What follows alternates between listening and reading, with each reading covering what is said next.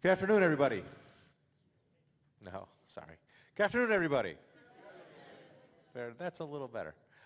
Before I start, how about a round of applause for all the people behind the scenes that are making all this happen today? They're doing a great job. I'm here to talk a little bit about values and culture and people, and I'm probably going to repeat some words that were said in the previous session, but they're important, and I'm going to do it in the context of the business that I was involved with. First of all, who remembers a couple years ago when Mitt Romney got vilified for saying corporations are people, right? Well, politics aside, he couldn't have said truer words from my perspective. Corporations, businesses are people. They're about people. They're about two very important groups of people, the people that make the stuff and the people that buy the stuff. And in my experience, taking care of those two groups of people is and was one of the most important parts of our success. And Uncle once who said business would be easy if it weren't for the employees and the clients. Well, okay. I'm going to tell a personal story to help you understand how I learned that businesses could have a set of values and a culture of their own and kind of their own soul. I tell you this story not because I think it's a situation that you'll be involved in, that you'll have to make a decision like the one I'm about to describe, but you will have a decision to make at some point which will reflect the values of you and your organization. In August of 1983, I lost a fight with a trampoline and became paralyzed out at a backyard party in Buffalo, New York. At the time, I was 23 years old. I had been working for a company called Roger Creighton Associates for 6 weeks. I was 23.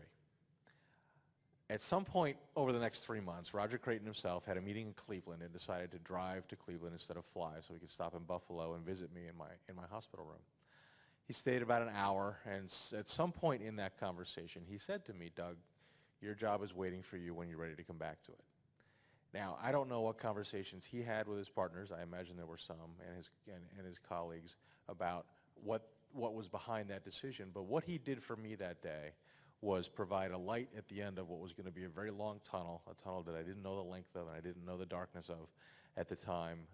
But he assured me in those few words that I was going to have a job to return to and a useful professional life.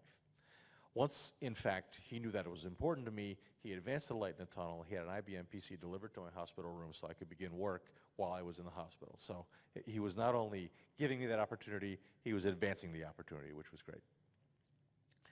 That told me what his values were. He valued people, and that began to reflect how I would ultimately be part of that business. That business became VersaTrans Solutions. I worked there for 28 years. I ran it for 15, and we sold it to Tyler Technologies about 4 or 5 years ago. And I will say that culture was an enormous part of the acquisition conversation. We of the employees and the clients that we interviewed on the other side of the deal prior to it. Culture was a very, very important part of that conversation. So be sure to understand those values that you have and that your business has and live them. We didn't actually articulate them until part of a strategic planning process in 2006. It didn't change the way we ran the business. We were running the business the same way anyway. But we were able to identify for new employees, new managers, new clients, what our business was about through this set of 6 values that we developed. I won't recite them to you because they were ours. Yours should be yours.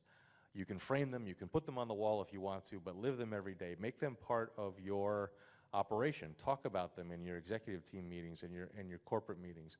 Use them in your hiring process. They will align for you the kinds of individuals that will work best in your business and will help you succeed. They will help you fire people if there are people who don't necessarily match the values of your business. It's not a good or a bad thing. They will match the values of someone else's business, but they will help you align your team around your ultimate goals. So look for those people that reflect those values. Help your clients understand what they are. You'll serve them better. You will sleep better, and I assure you, you'll be successful. Thank you all very much.